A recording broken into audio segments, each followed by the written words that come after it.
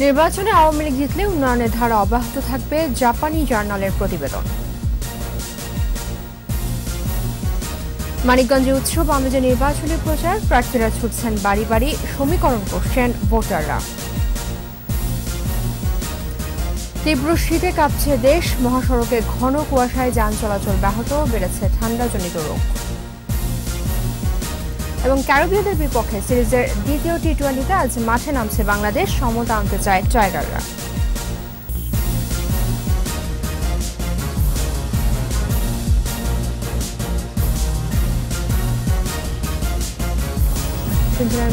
ইসলামী ব্যাংকের সংবাদ শিরোনাম। আমন্ত্রণ জানাচ্ছি সকাল 9টার 21 সংবাদে। আপনাদের সাথে আছে আমি তাজনুপা জাবিন। দুর্দান্ত গতিতে উত্থান ঘটছে বাংলাদেশের অর্থনীতি। আগামী নির্বাচনে ক্ষমতাসীন আওয়ামী লীগ জয়ী হলে উন্নয়নের এই ধারা অব্যাহত থাকবে। জাপান ভিত্তিক জার্নাল নিক্কে এশিয়ান রিভিউর প্রচ্ছদ প্রতিবেদনে এ তথ্য উঠে এসেছে। প্রতিবেদনে বলা হয়, স্বল্পোন্নত দেশ থেকে উন্নয়নশীল দেশে উত্তরণে জাতিসংঘের নির্ধারিত শর্তগুলো পূরণ করায় বাংলাদেশের ভাবমূর্তি উজ্জ্বল হয়েছে। মহিদুরিয়ার রিপোর্ট। খুব বেশি আন্তর্জাতিক মনোযোগ না পেলেও বাংলাদেশের অর্থনৈতিক সাফল্য বিশ্বের অন্যতম সাফল্যগাথায় পরিণত হয়েছে। আগামী নির্বাচনে ক্ষমতাসীন আওয়ামী লীগের বিজয় হলে উন্নয়নের এই ধারা অব্যাহত থাকবে। জাপান ভিত্তিক বৈশ্বিক অর্থনৈতিক জার্নাল নিক্কেই এশিয়ান রিভিউ তার বিশ্লেষণে এ তথ্যই তুলে ধরেছে। The rise and rise of Bangladesh শীর্ষক এই প্রচ্ছদ প্রতিবেদনে বলা হয়, বাংলাদেশের পোশাক শিল্প বিশ্বের দ্বিতীয় স্থানে। গত এক দশক ধরে দেশটি গড়ে 6% বেশি অর্থনৈতিক প্রবৃদ্ধি অর্জন করেছে এবং এবছর তা দাঁড়িয়েছে 7.86%। বাংলাদেশের খাদ্যে স্বয়ংসম্পূর্ণতা অর্জনকে বড় সাফল্য হিসেবে দেখানো হয়েছে। প্রতিবেদনে বলা হয়, 2009-এর পর থেকে বাংলাদেশের মানুষের মাথাপিছু আয় 3 গুণ বেড়েছে।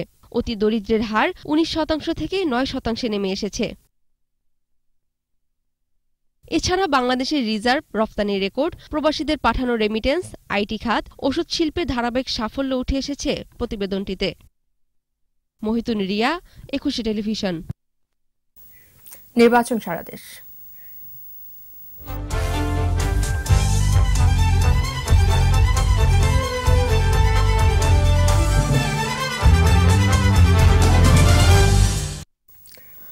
মানিকগঞ্জের 3টি আসনে উৎসব আমেজে চলছে নির্বাচনী প্রচার, প্রার্থীরা ছুটছেন ভোটারদের বাড়ি বাড়ি। চলছে সভা সমাবেশ, উঠান বৈঠক, দিচ্ছেন নানা প্রতিশ্রুতি। যোগ্য প্রার্থী বেছে নেওয়ার সমীকরণ করছেন ভোটাররা। মানিকগঞ্জ প্রতিনিধি সাব্বিউল ইসলামের রিপোর্ট, জানাচ্ছেন সমর ইসলাম। রাজধানী ঢাকার কাছে 13,083.66 বর্গ কিলোমিটার আয়তন আর 7টি উপজেলা নিয়ে মানিকগঞ্জ জেলা। ঘিওর, দৌলতপুর ও শিবালয় উপজেলা নিয়ে মানিকগঞ্জ 1, সিংগাই, হরিরামপুর এবং সদর উপজেলার 3টি ইউনিয়ন নিয়ে মানিকগঞ্জ 2 আর সাটুরিয়া ও সদর উপজেলার 7টি ইউনিয়ন নিয়ে মানিকগঞ্জ 3 আসন। জেলার 3টি আসনে আওয়ামী লীগ, বিএনপি সহ এবার 17 জন প্রার্থী প্রতিদ্বন্দ্বিতা করছেন।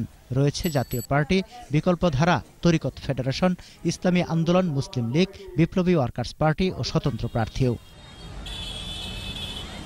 ভোটের দিন ঘনিয়ে আসায় গতি বেড়েছে প্রচারে। উন্নয়নের ধারাবাহিকতা ধরে রাখতে জনগণ এবারও নৌকার প্রার্থীকে জয়ী করবে বলে মনে করেন আওয়ামী লীগ প্রার্থীরা। উন্নয়নের সুযোগ সুবিধা পাচ্ছেন, সেই সুবিধাগুলি ভোগ করছে। তার কারণে কিন্তু মানুষ আজকে উন্নয়নের পক্ষে, জননেত্রী শেখ হাসিনার পক্ষে, নৌকা মার্কার পক্ষে। নদী ভাঙনের থেকে যাতে রোধ করা যায়, তাদের ভিটা বাড়ি এবং অন্যান্য প্রতিষ্ঠান যাতে ক্ষতিগ্রস্ত না হয়, সেই দিকে আমরা আরো বেশি করে আমরা নজর দিব। বসে নেই বিএনপিও, প্রচার চালাচ্ছেন সমান তালে। সুষ্ঠু ভোট হলে 3টি আসনেই তাদের জয় হবে বলে মনে করেন প্রার্থীরা। এই জনগণ আমাদের সাহস দিচ্ছে, শক্তি দিচ্ছে।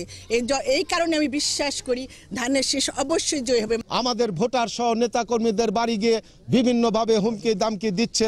ভোটারদের মাঝেও চলছে নানা সমীকরণ। সৎ, যোগ্য ও উন্নয়নকামী প্রার্থীকেই বেছে নেওয়ার কথা জানায় তারা। রাস্তাঘাট যাতে উন্নয়ন করতে পারে সেরকম একটা প্রার্থীর দরকার আমাগো। মাদকমুক্ত এলাকা করতে পারে। আমাদের মহিলাদেরকে দেখব একটা চাকরি করার জন্য যাতে ঘুষ টুস না দিতে হয়। মানিকগঞ্জের 3টি আসনে ভোটার 11,12,159 জন। সমর ইসলাম, 21 টেলিভিশন। সারা দেশেই জেঁকে বসেছে শীত। তীব্র ঠান্ডায় বিপর্যস্ত জনজীবন। ঘূর্ণিঝড় ফেতায়ের প্রভাবে 2 দিনের বৃষ্টির পর হঠাৎ শীত পড়ায় কষ্টে আছেন ছিন্নমূল মানুষ। হাসপাতালগুলোতেও বাড়ছে ঠান্ডাজনিত রোগীর সংখ্যা। ঠাকুরগাঁও ও নীলফামারী প্রতিনিধি সহায়তায় আফসানা নীলার রিপোর্ট। বেড়েছে শীতের প্রকোপ। কনকনে শীত আর হিমেল বাতাসে বিপর্যস্ত উত্তরের জেলা নীলফামারী।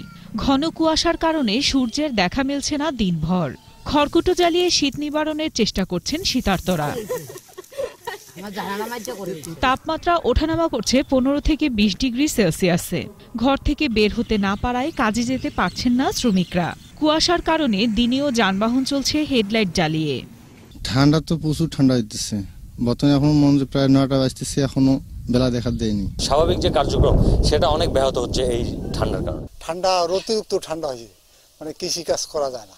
শীত জেকে বসায় নানা রোগে আক্রান্ত হচ্ছে বিভিন্ন বয়সী মানুষ। ঠান্ডার কারণে তার সর্দি জ্বর নিউমোনিয়া হয়ে গেছে। শীতজনিত রোগীর সংখ্যা এখন সবচেয়ে বেশি শৈত্যপ্রবাহের কারণে। এদিকে ঠাকুরগাঁয়েও ঠান্ডাজনিত অসুস্থতা নিয়ে হাসপাতালে ভর্তি হচ্ছে রোগীরা। গত 24 ঘন্টায় 140টি শিশু ডায়রিয়া ও নিউমোনিয়া আক্রান্ত হয়ে হাসপাতালে ভর্তি হয়েছে। শীত একদম বুক হয়ে গেছে, তাই আমাদেরকে মাঝে থাকতে হবে। জায়গা পাচ্ছি না যে একটু বাচ্চাটাকে নিয়ে একটু বসবো বা একটু দাঁড়াবো।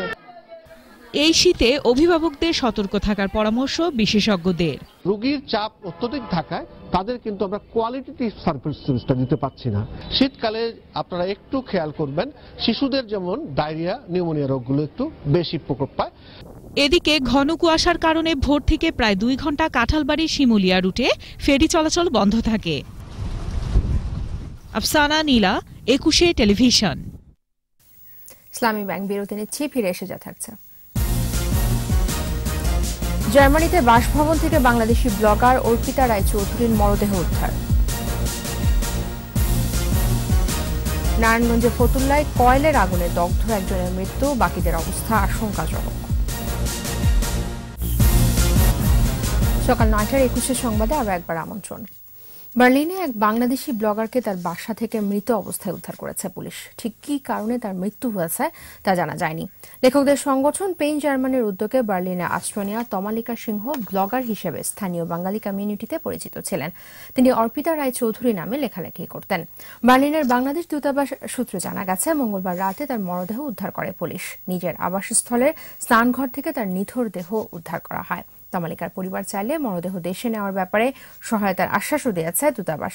পেইন জার্মানিও তমালিকার মৃত্যুর খবর নিশ্চিত করেছে। তবে ঠিক কী কারণে তার মৃত্যু হয়েছে সে সম্পর্কে কোনো মন্তব্য করতে রাজি হননি পেইন জার্মানির মুখপাত্র ফেলিক্স হেলে। বাংলাদেশি আরেক ব্লগার জোবাইন সন্ধি ও তমালিকা সিংহ কাছাকাছি ভবনে থাকতেন। সন্ধি বলেন, সর্বশেষ 12 ডিসেম্বর তাদের কথা হয়েছিল। নারায়ণগঞ্জের ফতুল্লায় একই পরিবারের দগ্ধ 9 জনের মধ্যে 1 জন মারা গেছেন। বুধবার দগ্ধদের ঢাকা মেডিকেলের বার্ন ইউনিটে ভর্তি করা হয়। বুধবার ভোর 5টার দিকে ফতুল্লার কোতলবাগ এলাকার 4তলা বাসায় আগুন লাগে। ঢাকা মেডিকেলে ভর্তির পর দগ্ধদের অবস্থা আশঙ্কাজনক বলে জানিয়েছেন চিকিৎসকরা। স্বজনদের ধারণা, মশার কয়েল থেকে আগুনের সূত্রপাত হয়।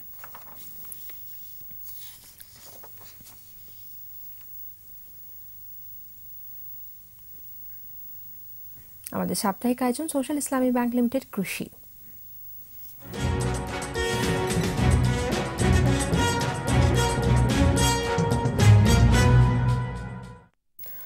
সাতক্ষীরায় মাছের ঘের ও পুকুর পাড়ে সবজি চাষ বেড়েছে। কম খরচে বেশি লাভ হওয়ায় মাছের পাশাপাশি সবজি উৎপাদনে ঝুঁকছেন অনেকে। সাতক্ষীরা প্রতিনিধি জিএম মনিরুল ইসলাম মিনির রিপোর্ট, জানাচ্ছেন বদনাজামান।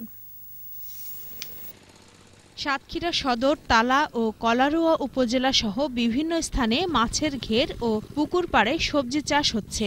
এর মধ্যে অন্যতম করলা, ঢেঁড়স, শিম, লাউ, কুমড়া, পুঁইশাক ও চিচিঙ্গা। মাছ তো চাষাবাদ করে খুব লাভবান হচ্ছে, এই পাড়টাকে সঠিক ব্যবহার করা যায় কিনা, এরপর বান দিয়ে আমরা পাড়েও সবজি চাষ শুরু করলাম এবং এখন কৃষকরা আপনার মিশ্র মাছ চাষ করে এবং পাড়ে সবজি চাষ করে বেশ লাভবান হচ্ছে। 4 বিঘা জায়গায় মাছ ও সবজি চাষে খরচ হয় 2 লাখ টাকা, আয় হচ্ছে অন্তত 3 লাখ টাকা। তবে সবজি রোগে আক্রান্ত হলে কৃষি বিভাগের সহযোগিতা না পাওয়ার অভিযোগ চাষিদের। আছে সবজির উপযুক্ত মূল্য না পাওয়ার অভিযোগও। সবজি চাষ করা এবং মাছ ছেড়ে দেয়া এবং মাছের খাবার দেয়া প্রায় 2 লক্ষ টাকার মতন খরচ হবে এবং আমি আশা করতেছি 3 থেকে 3.5 লক্ষ টাকা মাছ বিক্রি করতে পারবো। সবজির বাজার মূল্য পাই না, পাইকাররা আমাদের দাম খুবই কম দেয়। প্রথম 2-3 বছর গেছে আমাদের সম্পূর্ণ ফাও, কোনো সহযোগিতা পাইনি বা বুদ্ধি কৌশল আমরা পাইনি। সাতক্ষীরায় এবার সমতল ঘের ও পুকুর পাড় মিলে 500 হেক্টর জায়গায় সবজি চাষ হয়েছে।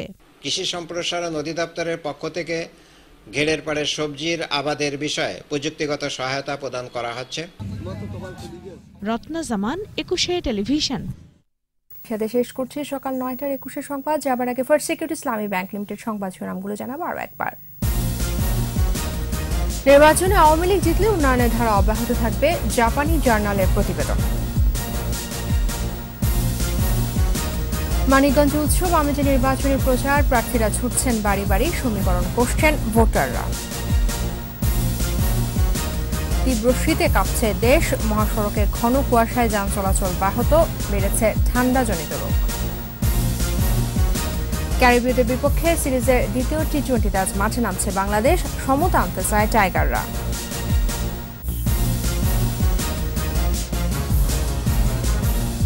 সর্বশেষ খবর জানতে ডায়াল 202 নম্বরে ভিজিট করুন। 21tv.com এই ওয়েবসাইটে। ফেসবুকও ভিজিট করতে পারেন, facebook.com/2124 অনলাইন।